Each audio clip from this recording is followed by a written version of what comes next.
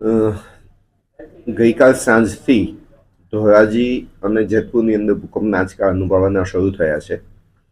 આ સંજોગોની અંદર આજે વહેલી સવારે પણ ભૂકંપના આંચકા અનુભવવા મળ્યા હતા અને મળતી માહિતી મુજબ ઉપલેટા અને ગોંડલમાં પણ ક્યાંક ક્યાંક એવી અસરો થઈ હોય, પણ એને વ્યાપક પ્રમાણમાં ઉપલેટા અને ગોંડલ તાલુકામાં એ અસર નથી. મેક્ઝિમમ અસર ધોરાજી અને જેતપુર ખાતે છે.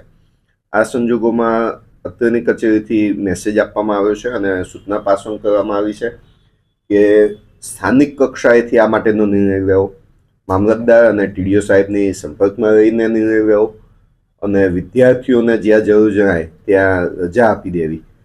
અત્યારે હાલ બંને તાલુકા કક્ષાના અમારા અધિકારીઓ સાથે વાત કરતા જાણવા મળ્યું છે કે ધોરાજી અને જેતપુર બંને તાલુકાઓની અંદર બાળકો માટે રજા આપી દેવામાં આવી છે.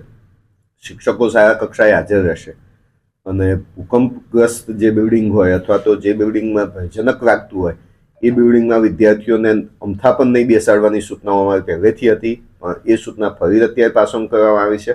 કારણ કે આ જો ભૂકંપના જે આંચકા આવ્યા છે એમાં કોઈક બિલ્ડિંગને ક્ષતિ થઈ હોય તો એનો સર્વે પાછળથી અમે કરાવીશું, પણ આજની તારીખે પણ જો એવું લાગતું હોય તો એ રૂમોમાં વિદ્યાર્થીઓને હવે પછી નહીં બેસાડવા એવી પણ સૂચના પાસ ઓન કરવામાં આવી છે. આજની આ દિવસ પૂરતી તો રજા બંને સ્કૂલોમાં જાહેર થઈ ગઈ છે, પરંતુ અમારી જે આજની સૂચના છે એ મુજબ કે જ્યાં સુધી ભૂકંપના આંચકા કે આવી કુદરતી આપત્તિ કોઈ પણ હોય એ સંજોગોમાં સ્થાનિક કક્ષાએથી એમને નિર્ણય લેવા માટેની પણ સત્તાઓ આપી દેવામાં આવી છે. કદાચ કોઈ આચાર્યને પણ એવું લાગે કે મારી શાળામાં ભૂકંપના આંચકા અત્યારે વધુ અનુભવાય છે સ્થાનિક રીતે અને વિદ્યાર્થીઓ ભયજનક સ્થિતિમાં છે, તો ત્યાં પણ વિદ્યાર્થીઓને રજાઓ આપવાની સત્તાઓ સ્થાનિક કક્ષાએ આપવામાં આવેલી છે. ધોરાજીની અંદર અમારી 48 જેટલી સરકારી પ્રાથમિક શાળાઓ છે. આની અંદર તો રજા આપી દેવામાં આવી છે, પરંતુ જે સૂચનાઓ આપવામાં આવી છે તે ખાનગી શાળાઓને પણ લાગુ પડે છે અને ખાનગી શાળાઓ પણ મોટાભાગની અત્યારે રજા જાહેર કરી દીધી છે. જેતપુરની અંદર ટોટલ 70 જેટલી નગરપાલિકાની 14 અને અમારી જિલ્લા કક્ષાની 56 શાળાઓ છે.